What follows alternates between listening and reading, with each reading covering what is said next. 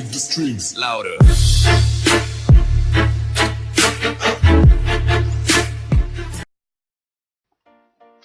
네, 안녕하십니까. 부시맨입니다.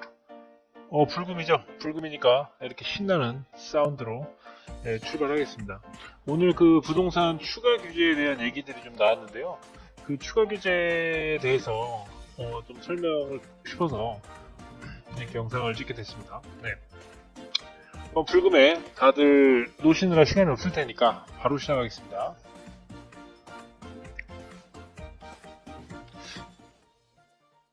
자, 그 부동산 추가 대책인데 오늘 뭐 이런 뉴스가 나왔어요. 부동산에 추가 대책이 나올 수 있다. 이 얘기는 뭐 지금 서울 쪽에서 연초에 하락했던 하락폭을 다 반납하고도 지금 강남권은 신고가들이 또 나오고 있어요. 그렇기 때문에 지금 부동산에 대한 추가 대책을 솔솔 내려고 하고 있죠. 그래서 오늘 나왔던 그 추가 대책들을 한번 보면 뭐 이런 얘기들이 있었어요. 양도소득세 단일화. 지금은 뭐 이제 규제 지역 내에 몇 채가 있느냐에 따라서 양도소득세를 뭐 중과하고 있는데 단일화를 해버리고 주택거래 허가제를 도입한다. 주택 거래할 때 허가해주겠다라는 얘기예요. 그 다주택자 대출 만기 연장 금지, 그리고 재건축 허용연한 강화, 민간 분양가 상한제 확대 등 뭐 이런 것들이 있죠. 일단 재건축은 사실 이번 정권에서는 안 된다라고 생각하시면 돼요. 일부 지역은 되겠지만 특히나 서울 안에서도 알짜 지역은 좀 안 된다고 보시면 될 것 같고, 재건축은 뭐 좀 기다려야 됩니다. 뭐 아무튼 이렇게 지금 부동산 추가 대책을 예상하고 있다라는 건데, 이게 이제 어떤 영향을 미칠지를 한번 생각을 해봐야 돼요. 우리가 지금 그 서울의 부동산 폭등이 왔고 전국적으로 부동산이 많이 올랐는데, 그 문재인 정권의 부동산 규제 일지를 보면 지금 뭐 619부터 8.2 대책, 124, 1024, 그리고 913, 사실 뭐 가장 큰 효과를 본 대책이긴 한데 결국은 이 약발이 지금 다 떨어졌어요. 그래서 이렇게 대책이 나왔는데, 이 대책이 나왔을 때 부동산이 왜 올랐는가? 그러니까 우리가 어떤 대책이 나왔을 때 이 대책을 욕하고 탓할 게 아니라 이 대책이 부동산에 어떤 의미를 갖느냐를 살펴봐야 되는 거잖아요. 그렇죠? 그래서 지금 부동산의 4대 요인을 보면 이렇게 돼 있어요. 수요와 공급, 그리고 유동성, 투자심리, 대입변수 이렇게 있는데, 이 중에 사실 가장 중요한 건 수요와 공급입니다. 그 모든 가격 결정의 주체는 수요와 공급이에요. 그러니까 지금 기존의 서울 폭등은 어떤 의미냐면, 자 여기 보세요. 부동산 대책들이 투기 지역, 투기 과열지구 들어가죠. 그리고 조정 지역 지정하죠. 이렇게 하면 어떻게 되죠? 양도세가 중과되죠. 즉 양도세가 강화된다. 그리고 조정대학 2주택 이상 보유자 종부세율 올라가고, 세부담 올라가고, 과표 신설, 그리고 다주택자 신규 담보대출 원칙 금지 하니까 다주택자들이 어떻게 합니까? 부동산을 안 팔아요. 내가 원래 5주택이었는데 한 채를 팔면 예를 들어 뭐 양도소득세가 30%였어. 근데 지금 5주택, 3주택 이상이니까 60%를 내면 어마어마하겠죠. 20%를 더 내는 거야. 그럴 바에는 어떻게 해요? 그냥 20% 떨어질 때까지 기다리지. 이해가세요? 그러니까 매도 매물이 없다 보니까 원래는 이제 뭐 3억짜리가 있고 3억 1천이 있고 3억 2천이 있고 이렇게 계단식으로 쭉쭉쭉 가야 되는데, 지금은 매도할 매물이 없어요. 3억이 없어지면 4억이야. 4억이 없어지면 5억이야. 이런 식으로 그 계단의 상승폭이 예전에는 이렇게 뭐 점진적 상승이라 그러죠. 이게 좋은 흐름인데 지금은 이렇게 가버리는 거예요. 결국에는 3억 1천이고 3억 2천, 3억 3천, 3억 4천, 3억 5천, 그래서 3억 1천이 소진되면 3억 2천이 나오고, 3억 2천이 소진되면 3억 3천이 나오고 이래야 되는데, 3억이 소진되면 3억 5천이 나오고, 3억 5천이 소진되면 4억이 나와버리는 거예요. 여기에 사람들 매수 심리가 붙어버리니까 그냥 가격이 천정부지로 올라가는 거예요. 네. 그래서 수요와 공급을 완벽히 차단했다. 매도자들, 특히 다주택자들이 주택을 팔지 않기 때문에 이 계단이 원만한 계단의 상승이 아니라 이렇게 큰 폭으로 상승, 이루어진 게 지금 서울 부동산 시장입니다. 그러면 지금 이 부동산의 추가 대책이 나오면 어떻게 될까라는 건데, 사실 뭐 양도소득세 단일화, 그리고 대출 연장 금지, 재건축, 그리고 재건축 뭐 강화, 그리고 민간 택지 분양가 상한제, 이건 다 아는 거예요. 근데 우리가 그 주택거래 허가제 도입에 대한 거는 사실 크게 생각해 본 적이 없어요. 그러면 우리가 이제 과거에서 배우면 되는데, 과거에서 배워볼까 해요. 주택거래 허가제가 무엇이냐. 그러면 자, 이 기사를 보시면, 자, 기사를 보고 갈게요. 다음 소식입니다. 양도세와 보유세 대폭 인상.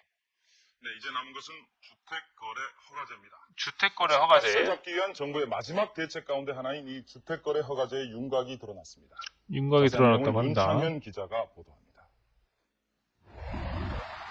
정부가 검토 중인 주택거래 허가제 초안은 집값이 급등하거나 투기 조짐이 있는 지역을 3년 이내 한시적으로 주택거래 허가구역으로 지정한다. 자, 주택거래 허가제 초안이 해당 지역의 집값 급등이나 투기 지역 우려. 지금 이거는 우리 규제 지역이죠. 투기 과열지구, 투기 지역, 그리고 청약 조정 지역 등이 되겠죠. 여기를 3년간 주택거래를 한시적으로 허가를 해주겠다예요. 네가 주택을 살려면 내 허가, 나라의 허가 없이는 네가 주택을 못 산다라는 얘기예요. 다는 내용입니다. 일단 허가구역으로 지정되면 다주택 보유자들의 주택 추가 구입을 엄격히 제한하도록 했습니다.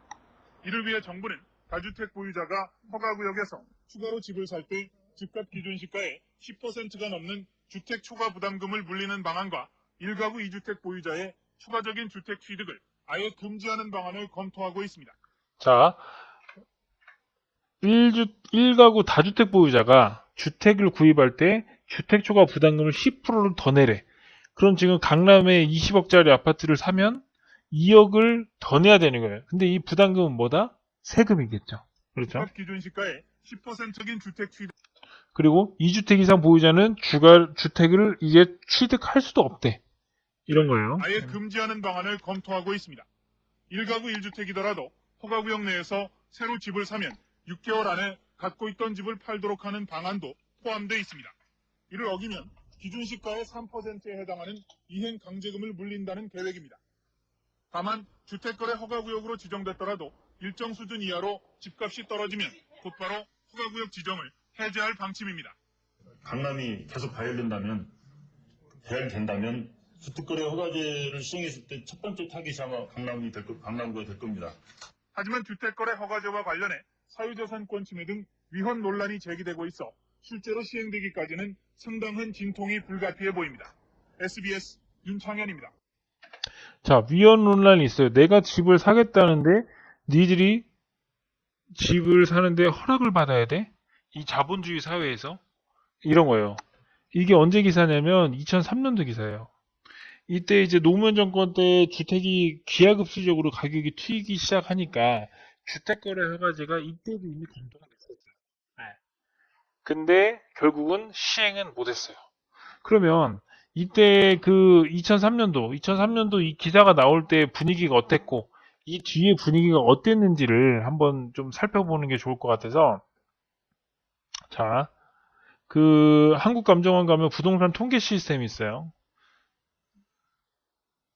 여기에 전국 지가 지수를 보면 연도별 지역별 지가 지수를 볼게요.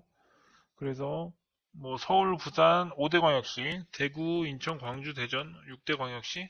자, 2003년도 기사였죠. 그러면 우리가 IMF 터진 직후 99년도 빼고 뭐 2001년도부터 한 리먼 사태 2008년도 전까지 2007년도까지 볼까요?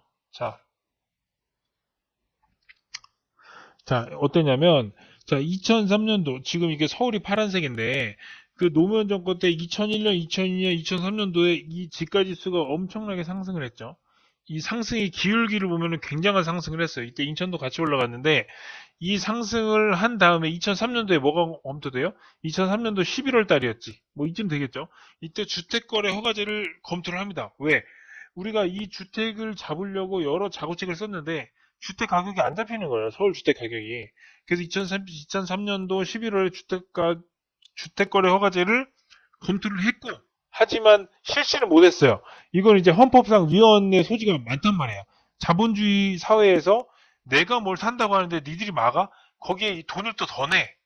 예. 그렇기 때문에 결국은 되질 않았는데 그 이후에 집값이 어떻게 됐을까요? 매가가 계속 상승을 했죠. 서울은. 결국 지금 이 카드를 정부에서 들고 나왔다고 하더라도 실제 시행되기는 좀 어렵다고 봐요. 하지만 지금 정부가 강력하게 칼을 빼들고 있기 때문에 뭐 시행이 될 수도 있겠지. 근데 시행이 될 수도 있는데 사실 이게 크게 그렇게 영향을 주진 않을 것 같아요. 네. 뭐 뚜껑 열어봐야 알겠지만 어떻게 보면 9.13의 이 대출 규제는 아까 그 제가 말씀드린 유동성을 완전히 막아버렸어요. 지금 대출이 안 나와요, 대출이. 그래서 9.13 정책이 약발을 굉장히 많이 받았고, 그 약발 받은 게 지금 다시 약발 효과가 떨어지게 되는 시기인데, 여기서 주택거래허가제를 건다. 그렇게 하면 분명히 단기간에는 좀 영향을 받겠죠. 하지만 그 이후로는 또 이것도 일단 자부책이 될 수밖에 없다라고 생각을 합니다. 하지만 그 제가 생각하는 그 서울 부동산 시장의 견해는 조금 다른데, 서울 부동산 시장이 뭐 올해 하반기에 폭등이 온다는 얘기도 있지만 저는 개인적으로 뭐 폭등은 없다라고 생각하고 싶어요. 왜냐면 유동성이 막혀버렸다. 예요.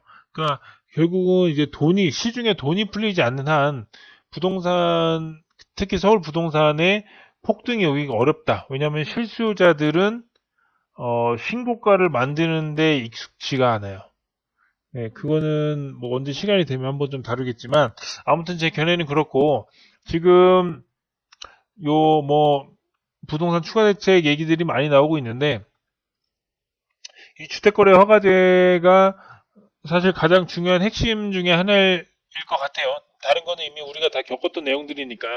다만 이 주택거래 허가제가 과거에서도 검토가 됐었고, 그리고 이제 헌법의 위헌 논란이라든가 여러 가지 이제 사회적 이슈로 적용이 되진 않았다. 그리고 그 이후에도 부동산 가격은 상승을 했더라라고 정리하면 될 것 같습니다. 네. 그러니까 우리가 뭐 앞날을 우리가 예상하지 못해요. 알다시피 우리가 뭐 앞날을 예상하면 그게 인생입니까? 앞날을 모르는 거고 모든 투자는 확률에 투자하는 거잖아요. 그래서 확률에 투자하지만 과거에 어땠는지 혹은 미래에 어떨 것이다라는 거를 우리가 상상을 하고 있으면 실제 시행됐을 때 그렇게 우리가 임팩을 받지는 않을 수 있다는 거죠. 그래서 오늘은 그 부동산 추가 대책에서 주택거래 허가제에 대해서 알아봤습니다. 네, 그러면 불금 잘 보내시고요.